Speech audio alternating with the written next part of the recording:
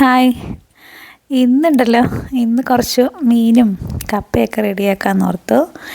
കാരണം കുറേ പേര് എന്നോട് ചോദിക്കാറുണ്ട്, നാട്ടിൽ വരുമ്പോഴാണ് ഹാപ്പി അല്ലേ എന്ന്. ശരിക്കും പറഞ്ഞാൽ അതെല്ലാവർക്കും അങ്ങനെയല്ലേ. ഞാൻ ജനിച്ച് വളർന്ന് എൻ്റെ നാട്ടിലെത്തുമ്പോഴത്തേക്കും ഞാനാകുന്നു, അത്രയേ ഉള്ളൂ. കാരണം നമ്മൾ ടൗണിലെ നമ്മുടെ ലൈഫ് ഭയങ്കര ബിസിയാണ്, ഫുൾ ഷെഡ്യൂൾഡാണ്. അതുകൊണ്ട് നമുക്കിങ്ങനെ ഫ്രീ ആയിട്ട് ഒന്നും ചെയ്യാൻ പറ്റില്ല.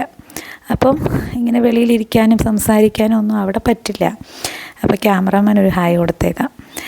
അതുകൊണ്ട് തന്നെ ഞങ്ങൾ എന്ത് ചെയ്തെന്ന് പറയാം, വാഗമണ്ണിൽ പകൽ നല്ല വെയിലും വൈകുന്നേരം ആയപ്പോൾ നല്ല തണുപ്പുമായിരുന്നു. അതുകൊണ്ട് തന്നെ ഒരു അടുപ്പൊക്കെ അങ്ങ് സെറ്റ് ചെയ്ത് കുറച്ച് വിറകൊക്കെ ഒപ്പിച്ച് വെളിയിൽ അങ്ങ് തീ കാഞ്ഞിട്ട് കുറേ മീൻ അങ്ങ് വറുത്തെടുക്കാം എന്നോർത്ത് ഞാനങ്ങ് മീൻ വറുക്കാൻ തുടങ്ങി. അപ്പം മീനും കപ്പയാണ് എൻ്റെ ഫേവറേറ്റ് ഫുഡ്. അപ്പോൾ ഞാൻ കപ്പ വേവിച്ച് കൊടുത്തു. അണ്ണനാണത് എനിക്ക് കുഴച്ച് തരാമെന്ന് പറഞ്ഞു. അങ്ങനെ അണ്ണൻ കുഴയ്ക്കാൻ തുടങ്ങി കപ്പ. ഞാൻ എത്ര ചെയ്താലും ഇത്രയ്ക്ക് വരില്ല, കാരണം എനിക്ക് അത്രയ്ക്ക് വശമൊന്നുമില്ല കപ്പ വേവിക്കുന്നതിൽ. പക്ഷേ എനിക്ക് എൻ്റെ ഫേവറേറ്റ് ഫുഡാണ്. അപ്പോൾ അണ്ണൻ അതങ്ങ് കുഴയ്ക്കാൻ തുടങ്ങി. അന്നേരം ഈ തണുപ്പത്ത് അങ്ങ് ഇച്ചിരി മീനും കപ്പയും കഴിക്കാമെന്നങ്ങ് ഓർത്തു. കുറേ പേര് എന്നോട് ചോദിക്കാറുണ്ട് നാട്ടിൽ പോകുന്ന ഇഷ്ടമാണോ എന്ന്.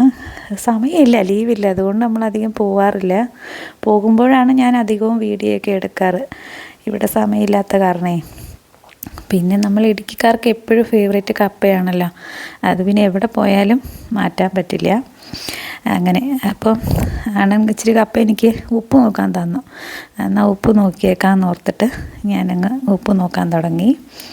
പിന്നെ കുറേ മീനുണ്ടായിരുന്നു, അതുകൊണ്ട് നല്ല തണുപ്പായതുകൊണ്ട് ഈ വിറകടുപ്പിൽ തന്നെ വെളിയിലിരുന്ന് അങ്ങ് ഞാൻ വറുത്തെടുത്തു.